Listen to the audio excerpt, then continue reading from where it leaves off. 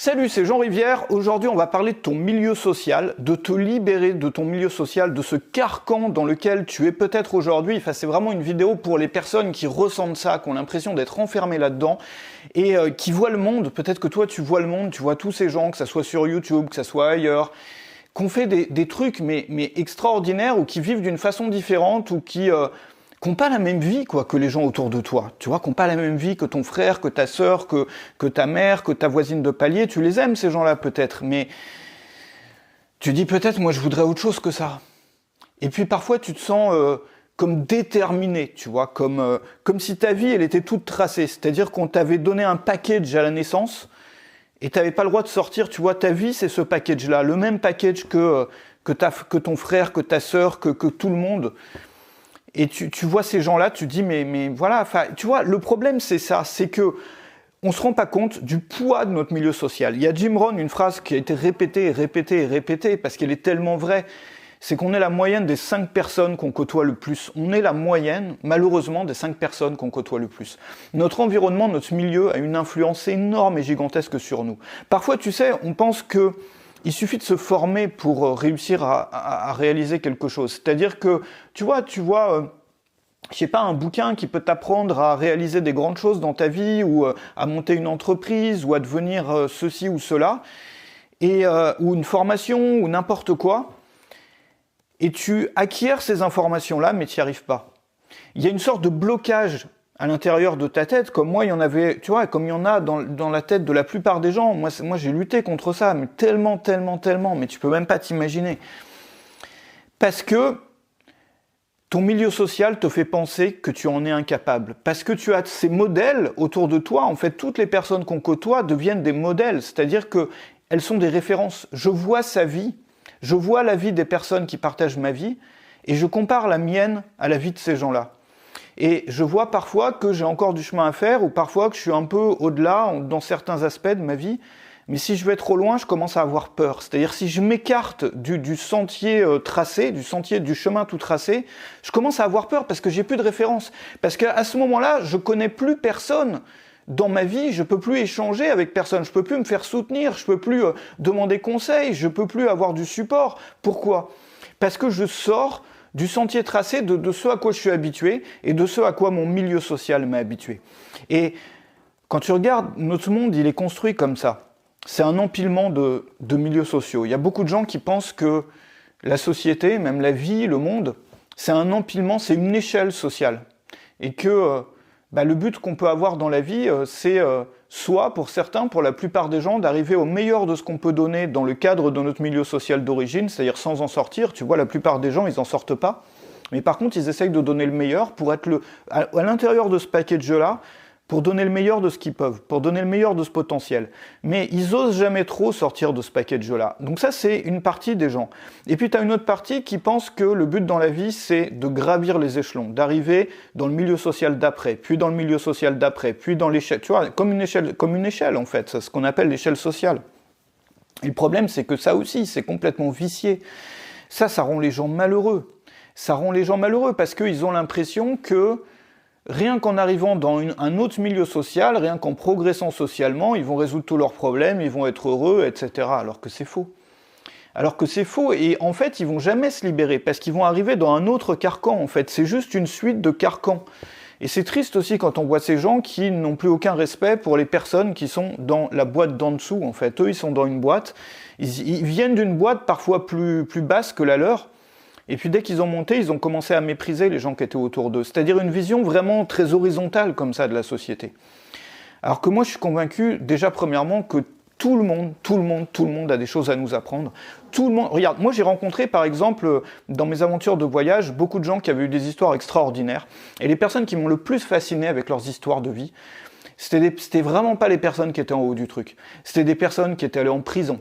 C'était des personnes qui avaient eu des aventures autour du monde, qui étaient des baroudeurs, qui avaient vécu avec un sac à dos depuis les années 90. C'était des gens comme ça qui avaient une vie remplie. Et moi, je me suis rendu compte, parce que je suis entrepreneur, et j'ai essayé, tu vois, pendant des années, je me suis dit, je croyais que la voie, c'était de gravir les échelons sociaux. Et tu te rends compte finalement que souvent, plus ça monte, plus c'est pauvre. C'est-à-dire que Étant donné que tu vas avoir affaire à des gens qui professionnellement sont beaucoup plus impliqués, à mesure que tu gravises les échelons, ton environnement, ça va être des gens qui travaillent de plus en plus, qui passent de plus en plus de temps sur leur travail, et qui sont de plus en plus impliqués dedans, qui ne pensent plus qu'à ça, si bien que ce sont souvent des personnes qui n'ont pas des vies riches, qui sont parfois riches, mais qui n'ont pas forcément des vies riches, parce qu'ils n'ont pas le temps pour que tout ça... Regarde, les personnes qui sont plus bas dans cette échelle sociale, qui est une construction complètement fausse, et on le verra après, je t'en parlerai, mais les gens qu'on juge comme étant plus bas, souvent, c'est les gens qui ont vécu justement les vies les plus extraordinaires parce que ce sont des gens qui ont lutté, ce sont des gens qui ont dû se battre. Et quand on se bat, on a des aventures. Regarde, tu regardes un film, une série sur Netflix ou à la télé, bon, les films qui sont intéressants, c'est ceux où il y a de l'action, ceux où il y a du combat, où il y a de la lutte, où il y a, tu vois, où il faut se battre pour y arriver. Si tout était beau, tout était rose du début jusqu'à la fin du film, ça intéresserait personne. Le film, il serait chiant. Et donc, ce que je veux te montrer par là, c'est que cloisonner sa vie comme ça dans des cases et juger les gens ou les faire rentrer dans des cases qui correspondent à des milieux sociaux, c'est complètement idiot, premièrement.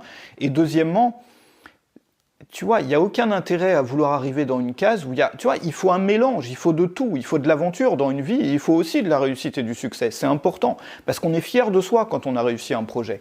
Moi, ce que je voudrais te montrer, c'est que la vie ne ressemble pas du tout à ça, et que c'est une construction mentale. C'est un truc qu'on s'est mis, déjà qui nous limite énormément, c'est-à-dire qu'on a chacun d'entre nous un potentiel. Moi, je suis convaincu, c'est une image que j'aime beaucoup, qu'on est tous, toi, moi, tout le monde, on démarre comme des graines, en fait. Une graine, quand tu regardes une graine, c'est tout petit, une graine. Ça tient dans la paume de la main, c'est tout petit, on pourrait, tu vois, ça fait pas peur une graine, où on se dit, tu vois, s'il y a une graine qui traîne par terre, bon, ben, on la considère même comme une poussière. Mais à l'intérieur de cette graine, il y a un potentiel de malade, il y a un potentiel extraordinaire. Cette graine-là, elle peut devenir une fleur ou une plante qui va faire cette taille-là de haut, ou une plante magnifique, ou, tu vois, une graine, ça peut devenir un arbre géant, tu vois. Et on est tous des graines. Et le problème, c'est qu'on s'enferme dans des milieux sociaux qui nous empêchent de devenir tout ce qu'on pourrait être. Alors, le problème, c'est que c'est très dur de s'extraire de ça pour une raison qui est très simple, c'est que, comme je te le disais au début de la vidéo, c'est qu'on est influencé premièrement par les gens qu'on fréquente le plus. On les aime, les gens qu'on fréquente le plus, dans la plupart des cas, c'est-à-dire qu'on n'a pas envie de partir, de leur dire « bah non, casse-toi, moi je vais faire ma vie ailleurs, voilà ». Non. Et ensuite, tu vois, forcément, ça nous fait peur parce qu'on n'a pas de référence. C'est-à-dire, si tu veux faire un projet dans ta vie, si tu veux partir aller vivre à l'autre bout du monde, ou si tu veux monter ta boîte ou quoi, et que dans ton entourage proche, il n'y a jamais personne qui a fait ça, déjà, tu vas passer pour un hurluberlu. Ensuite, quand tu auras des problèmes, les gens vont pas les comprendre parce qu'ils sont pas dans le même monde, pas dans le même truc. Souvent même, ils vont te décourager d'y aller parce qu'ils vont avoir peur de te perdre, si tu veux. Et puis, c'est pour ton bien qu'ils vont te dire ça souvent. Enfin, eux, c'est dans une intention positive, c'est-à-dire pour te protéger. Ils vont te dire, mais non, ne sors pas. Enfin, par exemple, si tu veux devenir entrepreneur, si tu veux créer ta boîte, souvent, tes proches, ils vont te dire, mais non, attends, c'est dangereux, tu renonces au chômage, à la sécurité de l'emploi, tout ça, ne fais pas ça. Et eux, ils te le disent dans une bonne intention, si tu veux, ça vient du cœur. Mais est-ce que, si toi, c'est ta voie et c'est ce que tu veux faire, est-ce que c'est le mieux pour toi ? Alors, moi, ce que je conseille, et c'est une solution qui est radicale, moi, vraiment, tu vois, je pense que c'est une énorme erreur, et il y en a beaucoup qui le font, quand ils se lancent dans un projet différent, de complètement partir, c'est-à-dire de vivre une vie différente, de pas couper les ponts, tu vois, mais de prendre de plus en plus avec les mois et puis après avec les années de distance par rapport aux personnes qu'ils aimaient le plus, par rapport à leur milieu social, parce qu'ils se retrouvent être de plus en plus différents. Mais moi, ce que je te propose, c'est une solution qui est radicale. C'est une solution qui s'appelle, que moi j'appelle, j'en parlais déjà un peu dans la deuxième vidéo de cette série, que tu peux regarder, c'est la dernière vidéo, c'est la dernière ou l'avant-hier, bah, peu importe. Tu regarderas mes vidéos là-dessus, parce que je suis en train de faire une série justement sur la liberté. Moi, ce que je propose, c'est le choc culturel. C'est ce que j'appelle le choc culturel. Le choc culturel, c'est quelque chose que, moi j'en suis convaincu, chaque personne, toi, moi, toutes les personnes qui regardent cette vidéo, qui sont en train de la regarder au moment où je parle, devraient avoir cette expérience-là au moins une fois dans leur vie. Parce que moi, je l'ai vécu, j'ai la plupart de mes amis qui ont eu des chemins de vie complètement différents de leur milieu social d'origine l'ont vécu aussi. C'est-à-dire peut-être 90% des personnes que je connais qui ont réussi à construire une vie qui est radicalement différente de leur vie d'origine sont passées par un choc culturel, et c'est un choc culturel qui a amorcé ce chemin-là. Vous savez, moi je suis entrepreneur, je travaille sur le web. Et j'ai vécu pas mal de temps à l'étranger, j'ai fait un tour du monde, j'ai vécu 5 ans en Asie, je suis en ce moment en Europe de l'Est, j'ai eu plein de projets, j'ai vécu dans un petit chalet au plein milieu de la Transylvanie, j'ai construit une maison au Cambodge, enfin plein de projets comme ça. Et j'ai rencontré des gens qui ont fait aussi des projets comme ça, forcément sur la route, et puis avec certains on est devenus amis, et on partage tous, quasiment tous, ce même point de départ qui a été le choc culturel. Je t'explique, le choc culturel, ça veut dire de passer au moins un an. Pour certains, c'est 6 mois, parfois ça suffit. Moi, je conseille davantage un an, en dehors de son milieu social d'origine. Mais dans un milieu social qui est le plus différent possible de son milieu d'origine. Pour beaucoup de gens, ça veut dire expatriation, mais c'est pas forcément ça. C'est pas forcément l'expatriation, mais ça peut l'être. Par exemple, pour quelqu'un qui a gagné son indépendance géographique. L'indépendance géographique, on en parlait déjà dans une autre vidéo, c'est quand tu as un métier qui te permet de travailler de là où tu veux. C'est-à-dire tu es libre géographiquement, tu peux t'installer où tu veux, ou bien voyager avec ta famille, ou t'installer avec ta famille au soleil ou dans la montagne. T'as plus besoin de rester dans un appart en banlieue ou de rester, tu vois, dans un lieu que tu n'aurais pas choisi sans le travail. Et quand tu as gagné ton indépendance géographique, forcément, le voyage devient plus facile. Et moi, ce que je conseille, c'est d'aller passer du temps dans un pays qui est le plus différent de ton pays d'origine. Vraiment, dans le pays dans lequel tu as grandi. C'est-à-dire le pays le plus différent, d'aller à l'autre bout du monde, mais pas forcément loin géographiquement, mais loin en termes de culture. Tu sais que l'objectif de ce choc culturel, c'est de créer un grand chamboulement, de secouer le cocotier. C'est tellement important parce que quand tu sais, tous les grands changements dans la vie sont amorcés par un grand chamboulement. Quand ta vie elle est pépère, elle est calme, tout se passe de la même façon tous les jours, t'es pas trop dérangé, c'est très dur de changer. C'est très dur d'avoir des idées différentes. Moi je sais que tous les grands déclics que j'ai eus dans ma vie et dans ma carrière aussi professionnelle, tu sais les trucs, tu te dis mais waouh, pourquoi j'avais pas pensé à ça avant ? C'est arrivé systématiquement quand j'étais en dehors de l'appartement dans lequel je passais le plus clair de mon temps. C'est par exemple en regardant un coucher de soleil, c'est par exemple en me baladant en forêt, c'est par exemple en voyageant, beaucoup en voyageant. Pourquoi ? Parce que le décor que tu vois en face de toi est différent et donc d'un coup ton intelligence est ouverte à plus de différences. Et ces idées neuves, elles t'arrivent comme ça, souvent par déclic, mais systématiquement ou quasi systématiquement quand tu vas dans un environnement qui ne t'est pas familier. Tu sais, il y a une discipline qui s'appelle la programmation neurolinguistique, la PNL, pour ceux qui connaissent. Il y a des choses intéressantes dedans. Bon, après, on adhère ou pas à toutes les choses qui sont racontées, mais il y a l'une des choses qui est fondamentale dans la PNL, c'est ce qu'ils appellent le pattern interrupt. Un pattern interrupt, c'est quand on a une grande cassure, un grand chamboulement, qu'on secoue le cocotier. Et ce qu'ils vont t'expliquer, parce que c'est une discipline qui est utilisée pour aider des personnes à changer, tu sais, par exemple des personnes qui ont des problèmes dans leur vie ou qui veulent arrêter un comportement négatif ou être plus heureuses ou tu vois, qui ont vraiment des problèmes dans la vie. Et on essaye de leur amener un grand chamboulement avant de provoquer ce changement-là. C'est-à-dire qu'on a besoin de secouer le cocotier, de secouer le machin. Est-ce que dans ta vie, tu t'es pas rendu compte ? Moi, je sais que dans ma vie, c'est vraiment comme ça, qu'à chaque fois qu'il s'est passé quelque chose d'un peu, parfois hyper négatif, en fait, ça peut être une rupture avec la personne avec qui tu étais en couple, ça peut être la perte d'un être cher, ça peut être un déménagement même, bon, c'est moins grave, mais ça peut être un licenciement, ça peut être, tu vois, tous ces événements-là, mais qu'ils soient positifs ou négatifs, mais souvent plus quand ils sont négatifs, bizarrement, on crée un chamboulement tel dans ta vie, que le changement juste après sur d'autres sujets de ta vie, d'autres domaines de ta vie est devenu beaucoup plus facile. Tu vois, le fait de déménager, le fait de te lancer dans un nouveau projet professionnel, le fait finalement de réinventer ta vie. Réinventer sa vie devient beaucoup plus facile quand on vient de vivre un énorme chamboulement. Et le chamboulement le plus énorme qu'on peut vivre par rapport à son milieu social, c'est le choc culturel.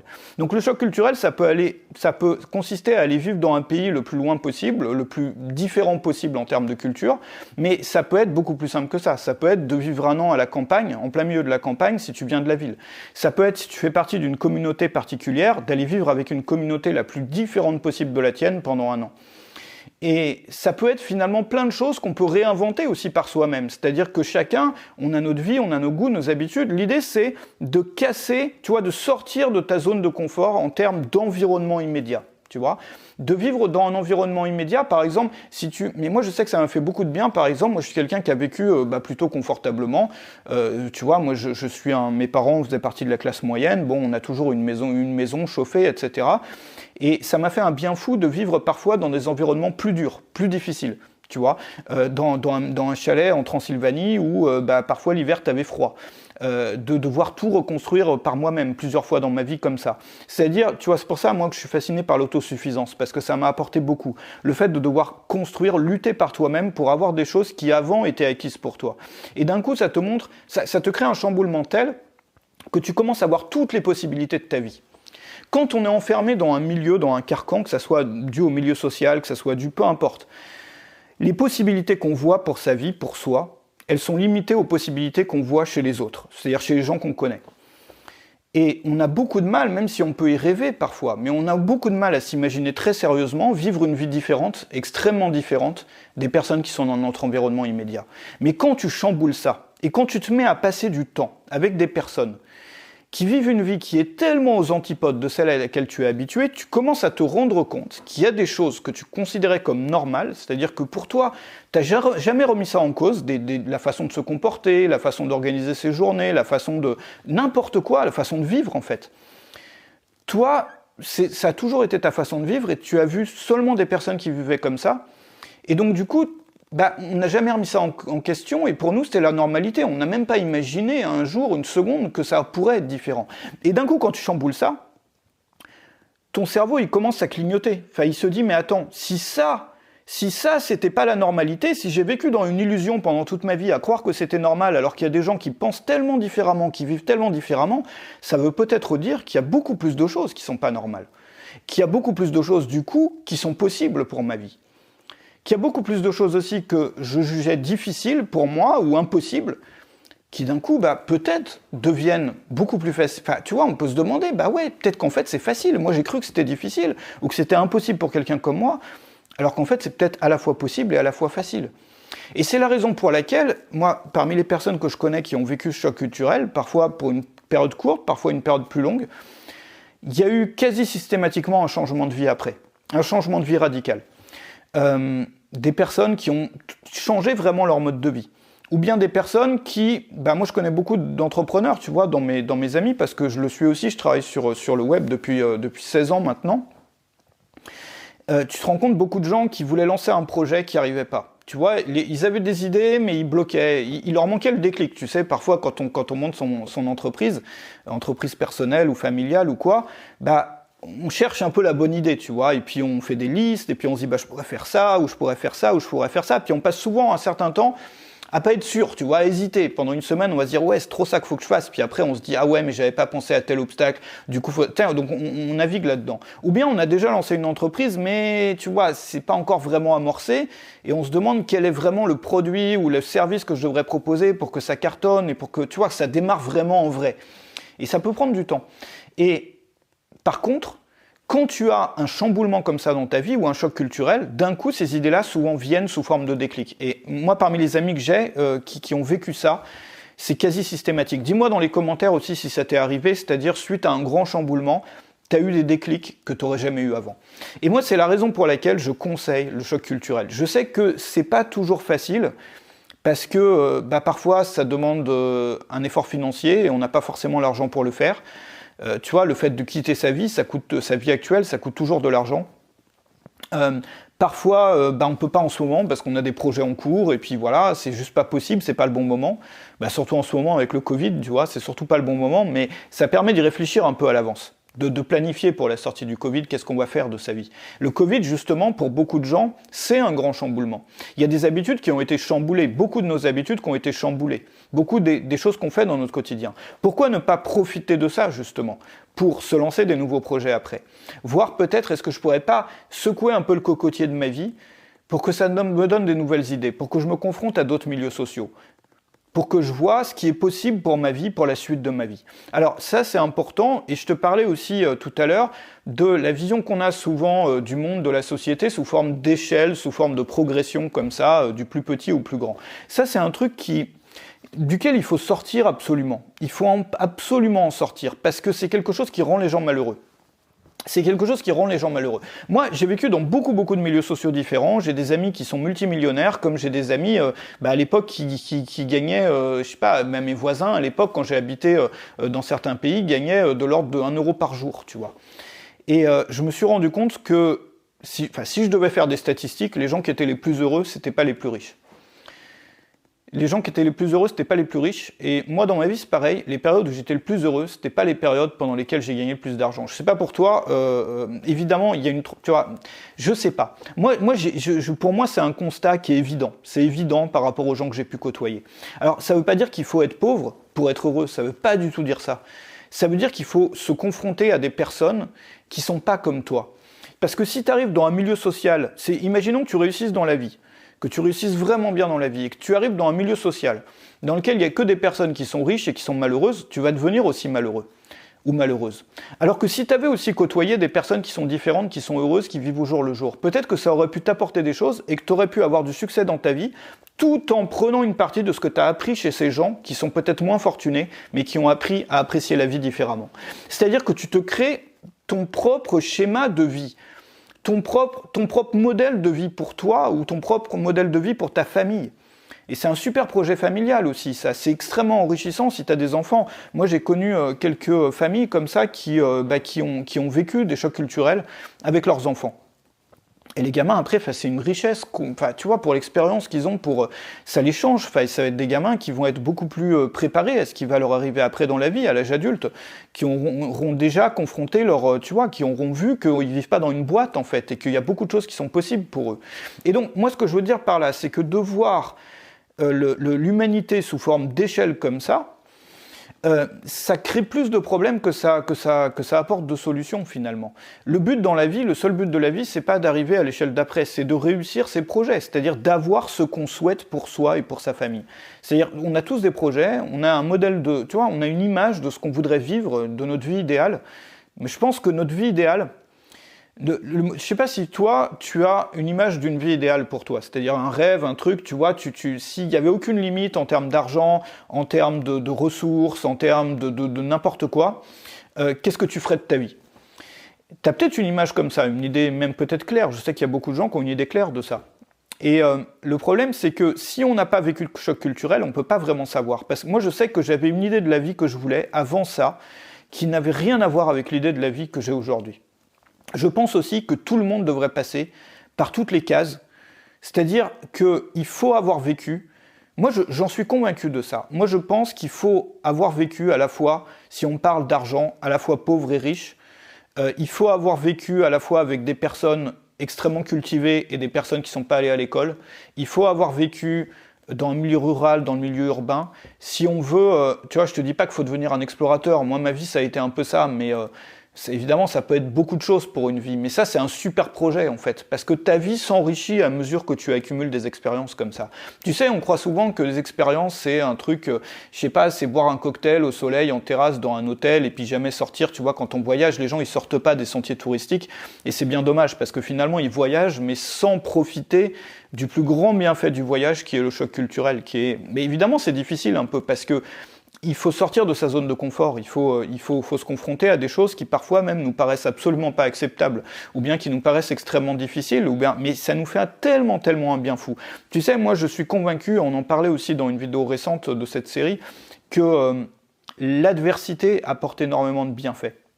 C'est-à-dire que le confort, regarde, quand tout est bien, quand tout se passe bien dans ta vie, quand il n'y a aucune surprise, plus aucune surprise, t'es sur ton canapé, t'as de quoi manger, t'as de l'argent dans ton compte bancaire, ton appart est bien chauffé, t'as aucune surprise, tu sais comment ta vie se va dérouler lors des prochaines années, qu'est-ce qui va se passer ? Tu vas être blasé, tu vas t'emmerder, tu vas te faire chier en fait sur ton canapé, parce qu'il n'y aura plus d'aventure.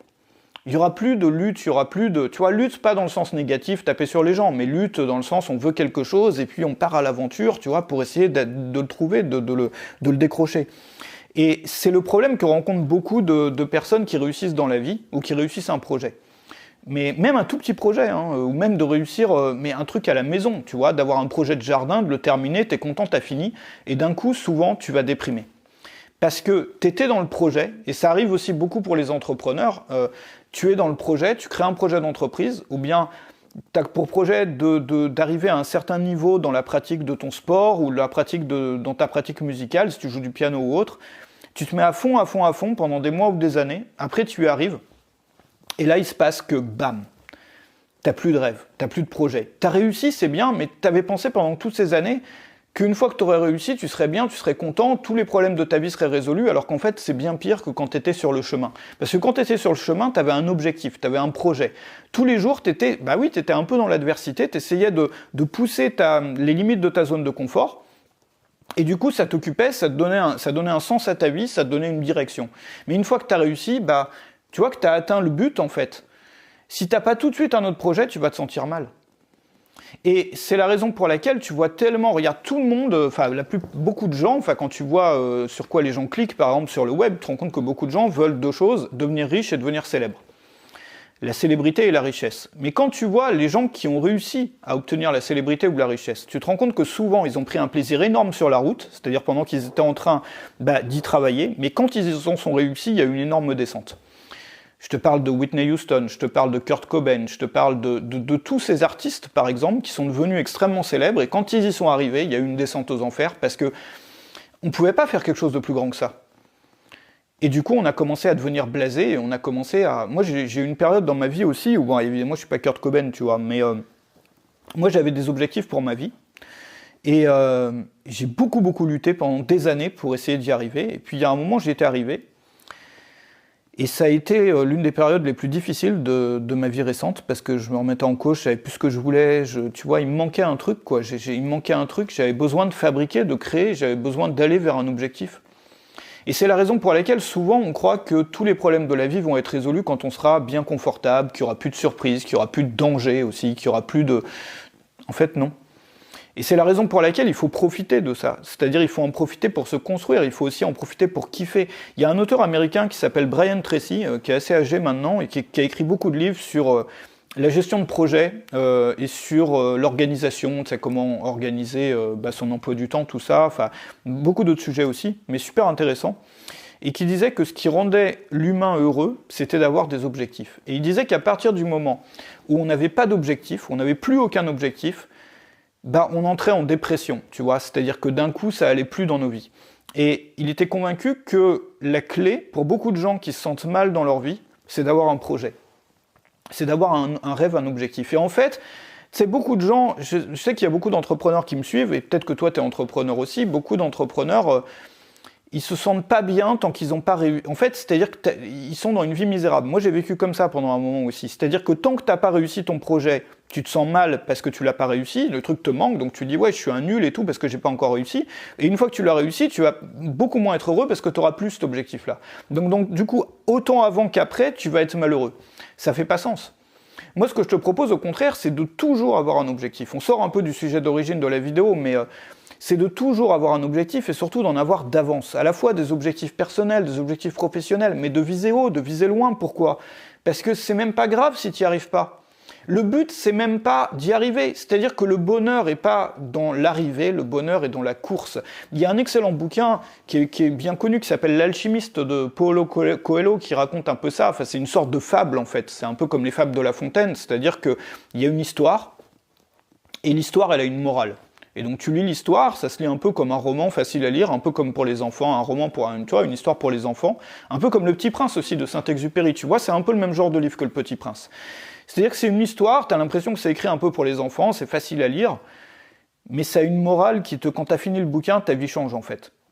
Et tu vois cette personne qui court après quelque chose, je t'encourage vraiment à lire, ça s'appelle L'Alchimiste, qui court après quelque chose, qui croit que la clé est là, qui croit que le bonheur est là, qui croit que que tous ses problèmes seront résolus quand il arrivera là, pour se rendre compte à la fin que, en fait, le vrai bonheur, il était dans l'aventure, dans la course. Est-ce que ça t'est pas arrivé, toi, d'avoir un projet qui t'a demandé beaucoup d'efforts, beaucoup de mal, et t'as beaucoup, t'as beaucoup peiné. Et quand t'étais en plein dedans, tu supportais pas. T'avais envie de finir, enfin vraiment, c'était nul et tout. Et puis des années après, peut-être 5 ans après, 10 ans après, tu revois des vieilles photos de ce moment-là et tu dis, waouh, tu vois, instant nostalgie, quoi. Waouh, c'était les meilleures années de ma vie, en fait. Tu vois, moi, quand par exemple, j'ai construit des maisons sans architecte, c'était super dur. Enfin, tu vois, plein de fois, j'ai voulu abandonner, tout ça, j'en avais marre, mais je vivais pas dans des super conditions parce que j'étais dans un truc temporaire, enfin vraiment tout pourri, et c'était horrible quand j'étais dedans. Mais maintenant, quand je revois les photos de ces moments-là, je regrette, si tu veux, ces moments passés. Et finalement, les pires parties de ta vie quand t'es dedans, souvent deviennent les meilleures après. C'est pour ça qu'en fait, Tu vois, sans objectif, on n'est pas bien. Voilà. Alors pourquoi je te parle de ça en lien avec les milieux sociaux? C'est que tes objectifs sont souvent déterminés par ton milieu social d'origine. Les objectifs, une fois que tu auras fait ton choc culturel, tu vas pouvoir te fixer des objectifs soit plus grands, mais c'est pas forcément plus grand verticalement, ça peut être plus grand horizontalement. Ça veut dire plus éloigné, tu vois. C'est-à-dire des trucs qui n'ont rien à voir avec ceux dans quoi on voulait te formater. Soit qui n'ont rien à voir horizontalement, ça veut dire faire des choses très différentes, soit qui n'ont rien à voir verticalement, c'est-à-dire faire des choses bien au-delà, bien au-dessus. Mais il faut faire attention aussi à pas croire que, tu vois, à pas se sentir mal quand on n'y arrive pas. Parce que au moins 50% du plaisir mais moi je pense que c'est beaucoup plus, pour moi si tu me demandais, je te dirais que c'est 99% du plaisir que procure un projet, c'est sur la route et c'est pas à l'arrivée, et la preuve étant que dès que tu y arrives, tu as besoin d'un autre projet, puis d'un autre projet. Alors ça, c'est une série de vidéos sur la liberté, on doit être à la 4e maintenant. Je t'invite à regarder sur la chaîne les vidéos que j'ai faites là-dessus, sur ce sujet. On parle de liberté par rapport au salariat, on a parlé de liberté par rapport à l'endroit géographique dans lequel on vit et de liberté par rapport au crédit, on a parlé de liberté par rapport à l'État grâce à la famille et à sa tribu. Ça, c'est un sujet, c'est un peu dur de l'expliquer en une phrase, mais c'était la dernière vidéo. Et on a parlé aujourd'hui de la liberté par rapport à son milieu social, c'est-à-dire se désenchaîner de son milieu social pour aller faire des choses soit différentes, soit plus grandes, mais des choses qu'on mérite finalement, parce qu'on est tous des petites graines, et les petites graines, elles peuvent devenir des grandes plantes ou elles peuvent devenir des grands arbres. Voilà. Alors moi, je m'appelle Jean Rivière, si tu ne me connais pas, je me présente maintenant un peu à la fin des vidéos, mais moi, ça fait depuis 2004 que je travaille en indépendant sur le web. Et depuis une dizaine d'années que j'aide des personnes qui veulent devenir formateurs, qui veulent devenir coach, qui veulent devenir, ou qui le sont déjà, enfin beaucoup d'entre eux le sont déjà, ou des passionnés qui veulent vivre de leur passion, de ce qui les fait vibrer, et puis de pouvoir en faire partager, enfin de les faire partager au plus grand nombre possible sur le web. Et donc ça leur permet, enfin c'est l'outil qu'on utilise, si tu veux, pour devenir libre, devenir indépendant de notre milieu social, devenir indépendant géographiquement. Il y a plein de vies déjà qui ont été changées, plein de vies. Je ferai des vidéos d'ailleurs dans les jours qui viennent avec quelques personnes qui ont réussi à changer leur vie avec ce type d'activité. Moi, c'est pas forcément ce que je conseille à tout le monde comme type d'activité, mais il y a certaines personnes à qui ça correspond et qui peuvent vraiment changer leur vie avec ça. Ce que je veux montrer dans ces vidéos, c'est que tout le monde mérite mieux que ça. C'est-à-dire que tout le monde mérite mieux que le package qu'on leur a présenté à la naissance en fait. Parce qu'on est né par hasard dans un pays, on est né par hasard dans un milieu social, on est né par hasard dans une certaine famille, on est né par hasard avec un contexte. Mais ce contexte, il définit pas du tout la suite de nos jours. Ce contexte-là, il nous oblige pas, il n'y a pas une loi qui nous dit il faut qu'on reste dans ce contexte jusqu'à la fin de nos jours. Et la vie est grande, le monde est grand, il y a tellement de belles choses qu'on peut créer, il y a tellement de bonheur aussi qu'on pourrait avoir que ça serait dommage de se limiter. Moi, c'est mon message dans cette vidéo. Abonne-toi à la chaîne si tu le souhaites parce que je vais préparer, donc il y a déjà plusieurs vidéos là que tu peux aller voir en arrière, on doit être à la 4e sur cette série Liberté, et puis je continue à en poster comme ça, donc au fil des jours, on va terminer cette série, je sais pas combien il y aura de vidéos encore parce que je décide un peu des sujets au jour le jour sur la série Liberté, mais peut-être une dizaine.